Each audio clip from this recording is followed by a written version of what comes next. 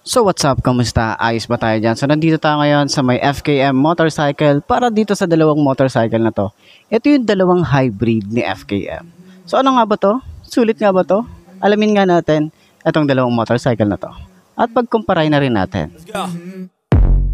I wake up to a little bit of drool on my pillow, feel like it's gonna be a bad day. Yeah, I'm tired of shit and the coffee ain't hit yet, damn ain't that great. I don't wanna go to work cause my boss is a jerk and I'm not even that paid. I need a change in my life cause I don't feel alive and there's nothing that makes me happy. Hold my beer for a minute, I'm about to quit my job, cash in for a ticket. I'm going on a trip and I don't plan to visit. I'm gonna stay there till I feel like I'm winning, and this is just the beginning. I need a big change, help me feel like living. I need a big swing, home runs I'm hitting and I'll never look. Para sa presyo ni Venture 150 Ultimate version, dahil nga meron siyang camera, no? And ito ay 166,000. So reasonable naman kung bakit siya ganun yung price niya. Malalaman nyo din yon sa specs. Para naman dito sa may MTX 150 na QJ Tech, nagkakahalaga ito ng 139,000. Eksaktong-eksakto. Alin nga ba ang mas bet nyo sa dalawang to?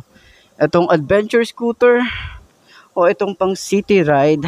Pwede nyo rin tong pang adventure. Itong motorcycle na to. Back moving on till I get it all. And we all got dreams. We all want things. But what you gonna do for it? How you gonna move for it? What you gonna be? And do you believe you can do anything? But what you gonna do for it? How you gonna move for it? What you gonna be?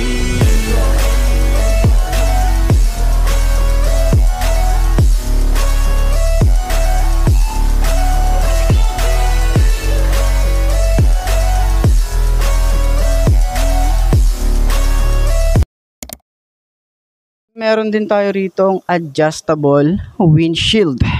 Samantalang si MTX is hindi siya adjustable pero mataas yung kanyang windshield dito. At meron tayo rin itong FKM na premium yung kanyang emblem. Ayan. So syempre hindi rin naman papatalo si Venture. Meron din tayo ritong FKM na emblem.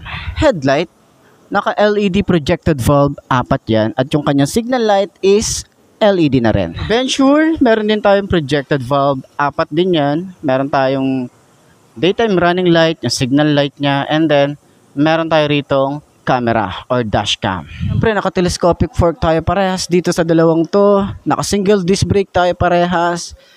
At itong dalawang motor na to ay naka-CST yung kanyang tires. Para sa tires ni Venture, naka-dual sport na siya. Meron tayo ritong ABS, dual channel din yan, harap at likod. Ganon din naman si MTX 150. Naka-dual channel din yung kanyang ABS. Hindi nga lang dual sport yung kanyang gulong. So, para sa kanyang komportable na sitting position natin dito, yung extension ng ating paa, halos same lang din naman. Iba lang talaga sila ng design. Nilang fuel tank capacity, halos hindi nalalayo. Pati yung design nila, hindi rin nalalayo, no? And naka-naked handlebar din yung ating Venture. At naka-naked handlebar din tayo rito sa MTX. Maganda parehas. Yung mga switches na ginamit dito, quality, parehas lang din yung quality. And parehas din silang maganda yung kanyang handlebar. So maganda rin yung kanilang ignition. Keyless na rin to parehas. Pero mas premium yung ating ignition dito kay MTX. Meron na silang parehas na USB. Para sa upuan, meron tayong premium looks para dito sa MTX. Parehas din naman si Venture na premium looks yung kanyang seat. Meron din tayo nakaabang dito na bracket. At syempre meron din tayo nakaabang din dito na bracket. Para naman sa kanilang taillight is naka-LED na rin. Pati yung signal light, LED na rin. Meron tayong plate light dito, LED na rin. MTX, meron din tayong aggressive looking na design na LED yung ating taillight, ay signal light niya, and then meron din tayong plate light dito. Dito nga lang, sa Venture is meron din tayong baso dito compare naman kay MTX na ordinary yung kanyang dual shock.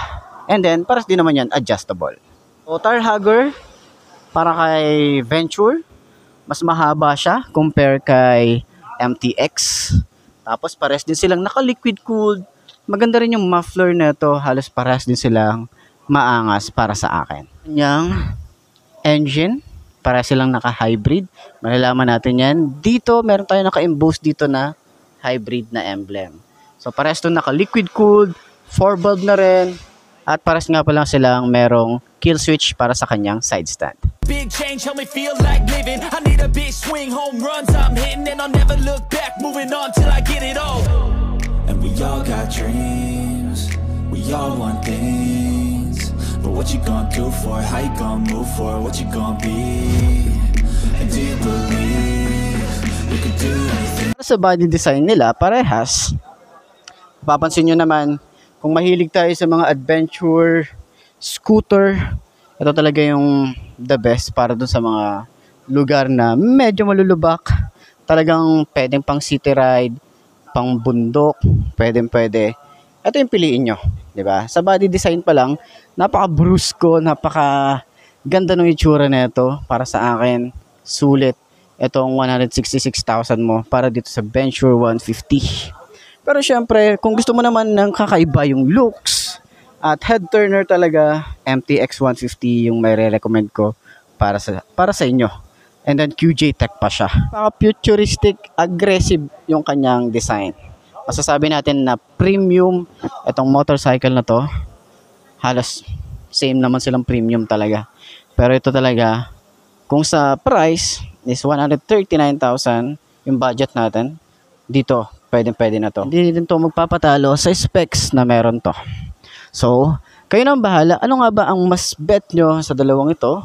Itong adventure bike or pang city ride, pwedeng adventure din to. So, kayo nang bahala. So, bike check natin parehas kung abot ba natin itong dalawang motorcycle na to. Ayos na ayos yan. So, para sa dalawang motorcycle na to, sakyan natin parehas. 5'2" yung aking height. So, nasakyan ko naman na to last time. Pero papakita ko lang din sa inyo kung ano yung tsura natin parehas dito sa motorcycle na to. No? Kung paano tayo nakaupo. Alin ba ang mas mababa? Para sa 5'2" na kagaya ko, mas abot ko siya compare dito kay MTX na medyo mataas talaga yung upuan. Kasi mapapansin natin, sobrang kapal talaga yung upuan ni MTX pagdating dito sa Venture. So, sobrang lambot din kasi nung upuan ni Venture. Okay? So, try naman natin yung kabila. Kung abot ba natin. Yan, medyo mas mataas siya compare kay Venture. No? Pagdating sa seat height, kasi nga medyo sobrang kapal yung ating foam or yung foam na ginamit dito sa upuan. Tsaka medyo pataas kasi siya. Hindi katulad ni Venture na pababa yung style niya.